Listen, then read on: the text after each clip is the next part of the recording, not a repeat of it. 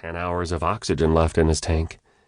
If we took shelter, he would die long before the storm ended. "One of you will die if we stop," I said. "If we continue, all of you will survive." "We'll get lost in the storm. No one survives a sandstorm." "No," I insisted. "My navigation system is intact. We will link ourselves by cable, and I will maintain direction. All you need to do is follow." "No," he yelled, "not through a sandstorm." "Listen," I said. "If we stop, he has no chance." "Should 3 of us die instead of 1? The scientist picked up a rock and tried to smash it against my head. But since he wore a big atmosphere suit and was very slow, I moved out of the way easily.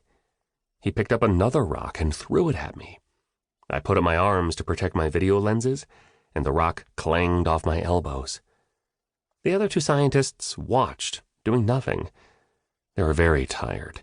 I had rescued them from the bottom of a giant sinkhole where they had been stranded for 2 days. The first scientist picked up another rock to throw. It was a big rock. Even though his suit made him clumsy, he would be able to throw it hard. Mars has very little gravity compared to Earth. A person throwing a rock the size of a grapefruit on Earth could easily throw a rock the size of a basketball on Mars. What was I going to do? If I let the scientist with the rocks force us to stop and put up a shelter, one of them would die. But if I grabbed the scientist with the rock in my sharp metal claws, I would most certainly poke a hole in his spacesuit. With an atmosphere of 95% carbon dioxide, he would die within minutes. Either way, it didn't look like I could find a way to make sure all 3 scientists made it back to the dome alive. I would fail in my task. I could not allow that. Another rock clanged off my leg. "No," I said. "No." This was getting worse. If I ran off to protect myself, then all 3 of them might die. But if I stayed to try to protect them, one of those rocks might smash and disable me, which would mean all of them might die. I couldn't decide what to do. The scientist threw another rock. It hit my shoulder. A huge blast of sand swept over us. For a moment, I could see nothing in any direction from my 4 video lenses. In the instant the air cleared again, I saw the scientist with another rock in his fist. But it was too late. Out of the swirling sand he appeared, aiming the rock toward my video lenses. The rock smashed down. The rose-colored sky tilted. The red soil zoomed toward me.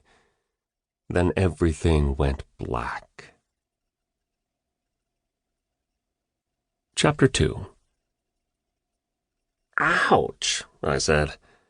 I opened my eyes to the square, sterile room of the computer simulation lab. I was under the dome, not outside of it, stuck in a raging sandstorm. That was the good news.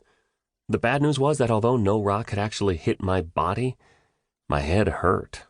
That's the way it is with a virtual reality program. It's like a computer game.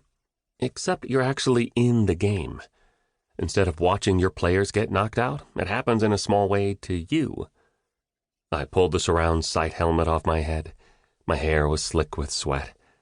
The concentration it took to move the virtual reality robot controls by flexing my own muscles was hard work. It didn't help that I was also wearing a one-piece jacket and gloves, wired with thousands of tiny cables that reacted to every movement I made. I'd been in the computer program for 5 hours, and that jacket held every scrap of my body heat. "Ouch is right," Rawling said, looking up from his own screen where he sat at a desk across the cramped room from me. "My readout shows he cracked 3 video lenses and shocked your computer drive.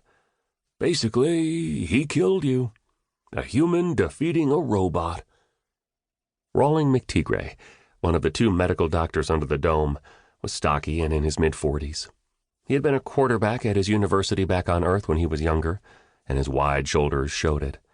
His short, dark hair was streaked with gray. He said his hair had turned gray from trying to look after me. I spent so much time with him that there were days when I wished he were my father. I mean, because voice-to-voice calls were far too costly, as my real father traveled between Earth and Mars, and because the round trip took so long, all I